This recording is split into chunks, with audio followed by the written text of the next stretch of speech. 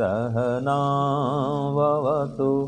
सहनौ भुनक्तु सह वीर्यं करवावहै तेजस्विनावधीतमस्तु मा विद्विषावहै। ओम शांति शांति शांति। हे ईश्वर, हम यह पठन पाठन आपको प्राप्त करने और कराने के लिए साधन के रूप में करने जा रहे हैं। इस कर्म को और इसके कर्म फल को भी आपको अर्पित करते हैं। ओम शांति शांति शांति। सबको सादर नमस्ते जी। हमारा वैशेषिक दर्शन का पाठ चल रहा है, जिसमें 7वां अध्याय चल रहा था। उसमें भी द्वितीय आहनिक हम पढ़ रहे थे। अब उसका अंतिम चरण है। आज द्वितीय आहनिक भी पूरा हो जाएगा लगता है। छोटे छोटे सूत्र हैं और इकट्ठे सूत्र हैं। तो हमारा विषय क्या चल रहा था जी, कि शब्द से अर्थ का जो ज्ञान होता है वो किस संबंध के कारण से होता है, वो सांकेतिक संबंध है ना। वहाँ पर होता है सांकेतिक संबंध। और हमने पढ़ा था संयोग संबंध और समवाय संबंध, ये हमने पढ़ा था ना।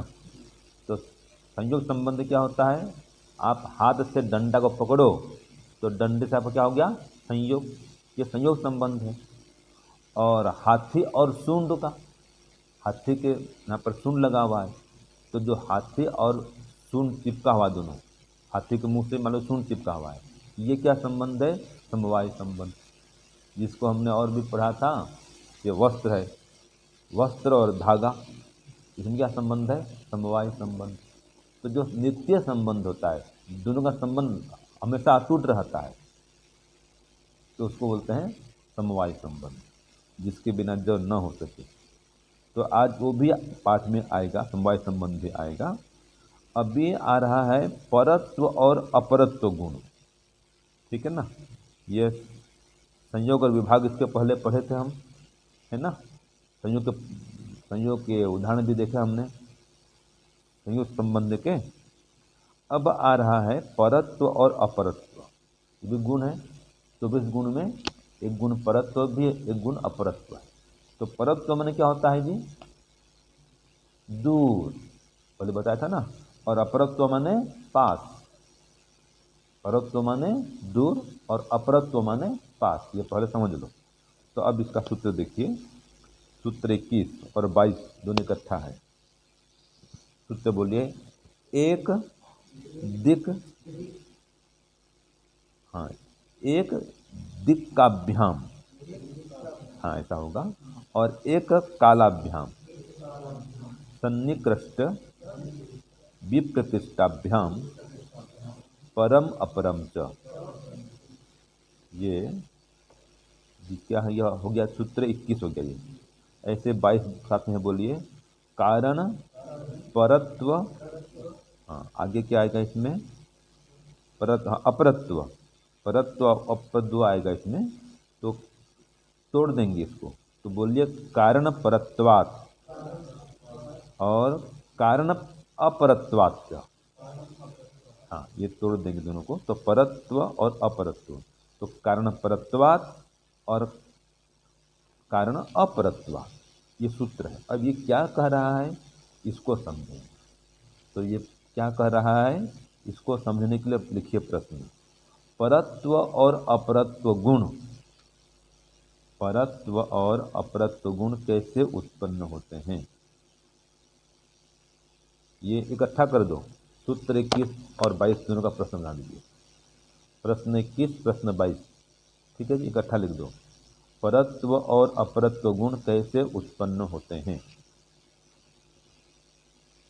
दोनों का संबंध है।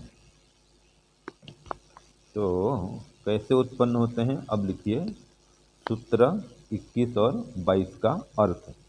सूत्रार्थ 21 और 22। ठीक है जी।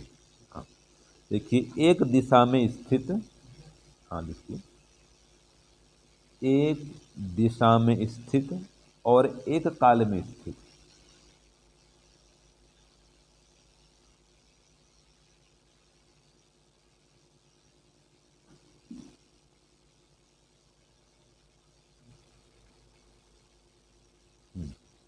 एक दिशा में स्थित और एक काल में स्थित, समीपस्थ एवं दूरस्थ, समीपस्थ एवं दूरस्थ,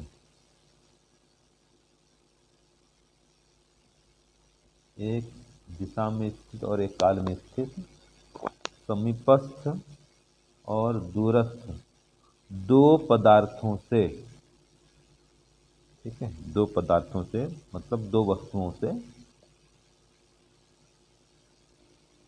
परत्व और अपरत्व गुण उत्पन्न होते हैं। परत्व और अपरत्व गुण उत्पन्न होते हैं। ये 21 का पूरा हो गया, इसमें 22 जोड़ना है। ठीक है जी। लिखो, कारण द्रव्य बराबर आधार से,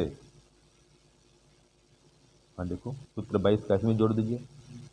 कारण द्रव्य बराबर आधार से दूर और निकट होने के कारण, दूर और निकट होने के कारण उसमें परत्व और अपरत्व,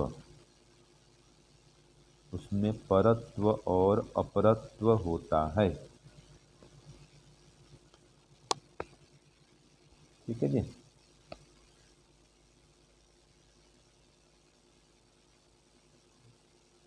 ये क्या कह रहा है, एक ही दिशा में स्थित और एक ही काल में स्थित, जैसे कि इसको भाष्य में खोल रहा है कि एकाधिक प्राची प्रतीचि, एक दिशा है, प्राची माने पूर्व, प्रतीचि माने पश्चिम, है ना, और दक्षिण आदि दिशा जो है।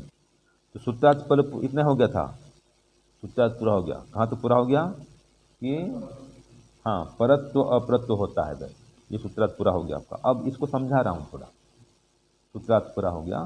तो जो यहाँ पे कहा ना एक दिक्काभ्याम, तो एक दिक आदिभ्याम हो जाएगा, और भी दिशा है, एक में एक दिशा प्राची है, प्रतीची है, उदीची है, दक्षिणा है, इनमें स्थित। ठीक है।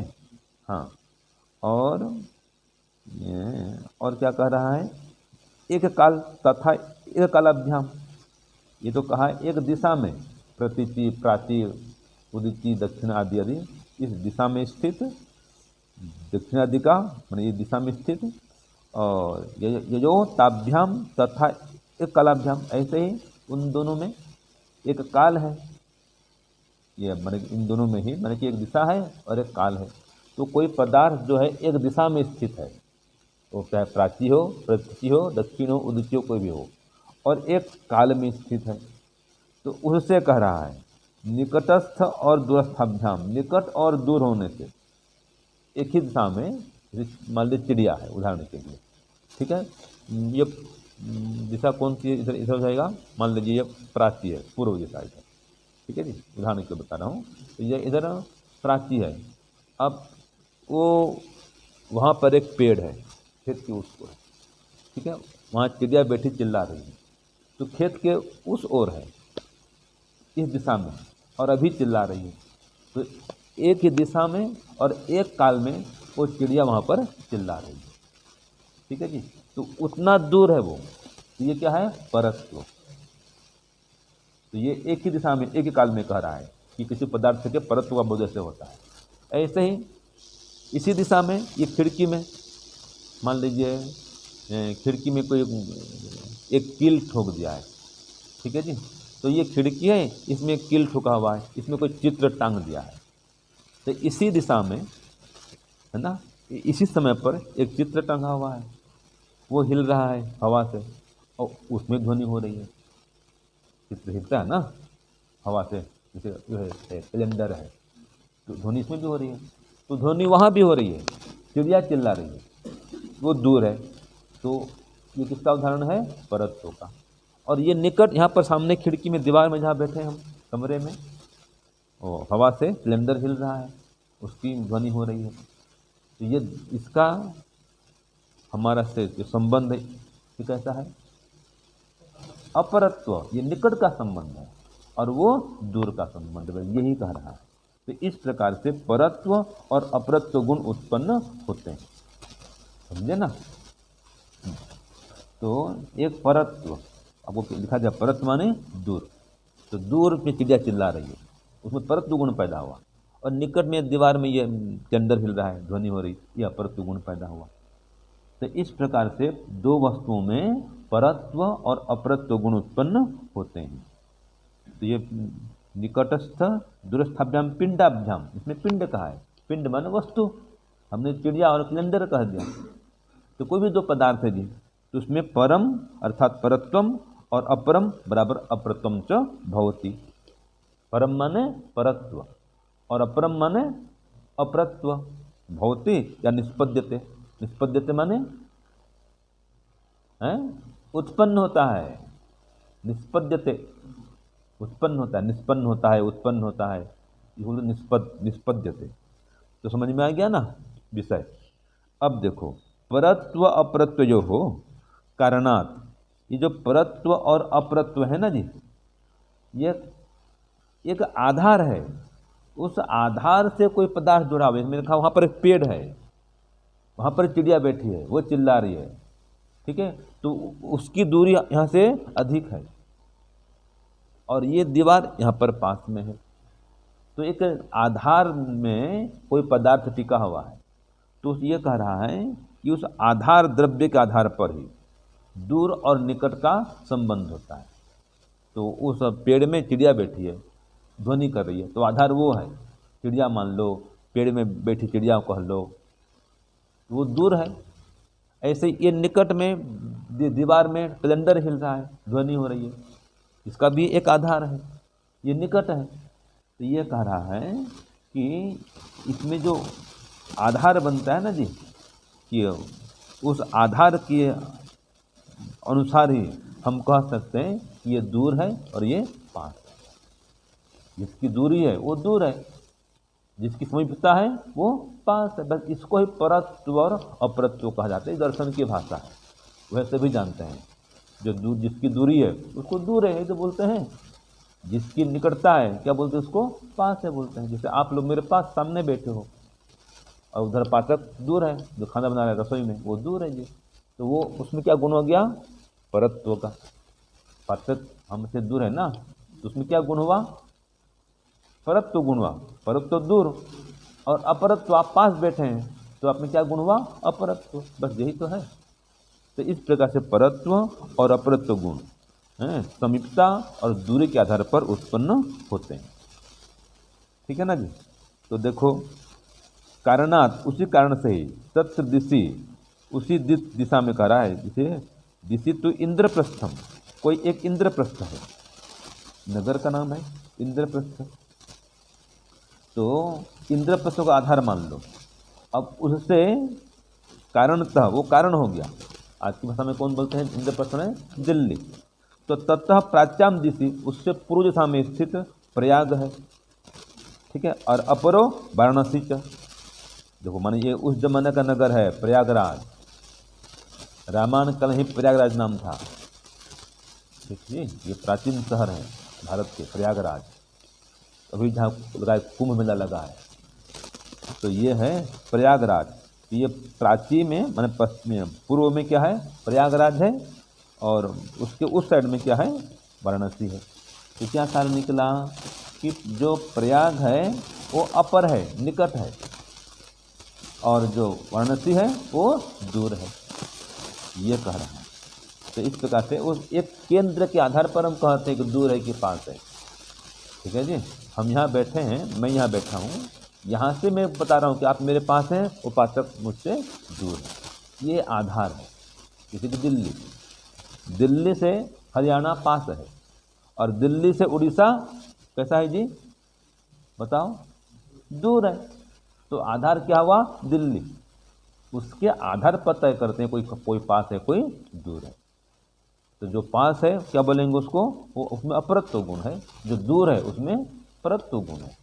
बस ये कह रहा है। तो इस प्रकार से अभिलक्षते इसका ज्ञान होता है। तो वर्तमान काल कारणम कालत परत्वात् अप्रत्ययो तद अभिलक्ष्यो उत्पन्नो अल्पायुष्को और पूर्व आयुष्क इति।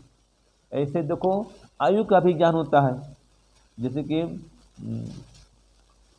मेरी आयु मान लिया, मैं 50 वर्ष करीब हो रही है, ठीक है जी।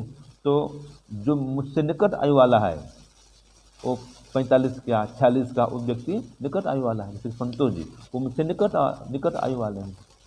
और प्रवीण जी वो 22 साल के मान लीजिए, तो मुझसे दूर के ये वाले हैं, उम्र वाले हैं, उनकी आयु मुझसे बहुत कम है। तो उनमें क्या हो गई, दूरी हो गई।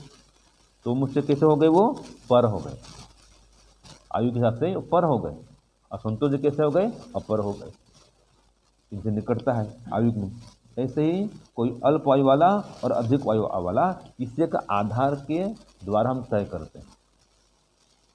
तो इसकी आयु कम है, एक व्यक्ति की आयु 20-22 साल, और एक की आयु अधिक है 40 साल 50 साल। तो ये तुलना करेंगे, वो अकेले वही है, एक ही व्यक्ति है, तो किसको बोला आयु कम थोड़ा बोलेंगे भाई। किसी की तुलना में कहते हैं कि यह आयु कम है, किसकी तुलना में, कोई युवा व्यक्ति की तुलना में, अभी ये जवान हो रहा है, ठीक है ना जी। जैसे अधिक मीठा कम मीठा, तो कहीं पर अधिक मीठा है तो कहीं पर कम मीठा है। तो इस प्रकार से यह आयु भी अधिक होना कम होना एक आधार के द्वारा हम तय करते हैं, एक को मापदंड करते हैं और बोलते हैं। जैसे कि महाभारत काल हमसे निकट है, किसकी तुलना में, रामायण काल की तुलना में। रामायण काल दूर है, लाखों वर्षों के हो गए, और ये महाभारत काल पास है, हजारों वर्ष हो रहे हैं। ऐसे ही काल का भी होता है निर्धारण, इसमें परत्व और अपरत्व होता है। तो महाभारत में क्या है, हमारे साथ में अपरत्व है, और रामायण में क्या है, परत्व है। ये गुण ऐसा उत्पन्न होता है। तो आयु के द्वारा भी हम इसको जान सकते हैं। ये आपको सूत्र 21 और 22 दोनों पूरा हुआ। अब चलो सूत्र 23, 24, 25 तीनों इकट्ठा है, ठीक है। तो सूत्र बोलिए, परत्व अपरत्वयो हो, परत्व अपरत्व अभाव अणुत्व महत्वाभ्याम व्याख्यातः। सूत्र 23। अब 24 को साथ में जुड़ा है, कर्म भी कर्माणि, और 25 है गुण ही गुणा। ये इकट्ठा 3 सूत्र हो गए। अब तीनों का एक ही उत्तर आएगा, प्रश्न भी एक ही बनेगा। देखो प्रश्न 23, 24, 25 इकट्ठा लिखो। परत्व और अपरत्व गुणों में, परत्व और अपरत्व गुणों में, ठीक है, परत्व और अपरत्व गुणों का अभाव, परत्व अपरत्व गुणों में, परत्व अपरत्व गुणों का अभाव किसके समान समझना चाहिए, किसके समान समझना चाहिए। ये सूत्र 23 का प्रश्न हुआ, और इसी में जोड़िए उदाहरण देकर समझाओ। ये 24 और 25 है, ठीक है, उसी में इकट्ठा करिए। किसके समान समझना चाहिए, ये 23 पूरा कर दीजिए, उसमें 24 जोड़ दीजिए, उदाहरण दे करके समझाओ, ठीक है ना जी। अब उत्तर भी तीनों का इकट्ठा आ जाएगा, 23, 24, 25।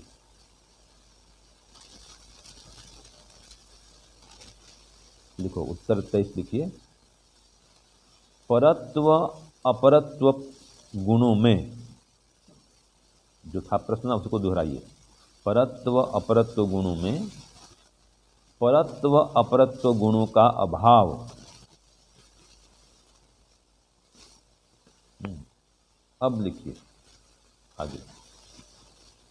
अभी तो इतना है कि परत्व और अपरत्व गुणों में, परत्व अपरत्व गुणों का अभाव, अणुत्व में अणुत्व के अभाव के समान समझना चाहिए। अणुत्व में अणुत्व के अभाव के समान समझना चाहिए। ये हो गया सूत्र 23।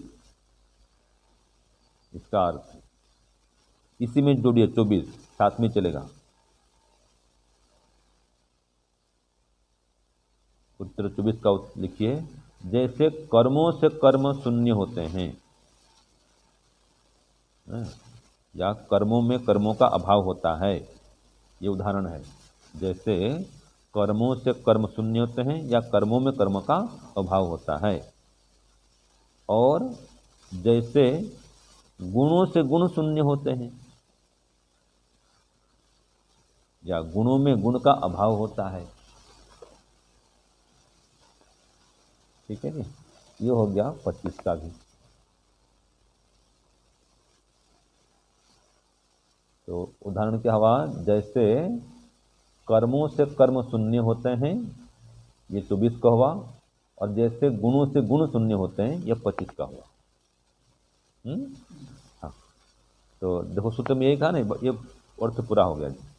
अब दो सूत्र में क्या कहा था, कर्म भी कर्माणि, इतने तो है ना। क्या लिखा सूत्र 24 में, कर्म भी कर्माणि, तो कर्मों से कर्म शून्य होते हैं, माने कर्मों में कर्म का अभाव होता है। ये उदाहरण है।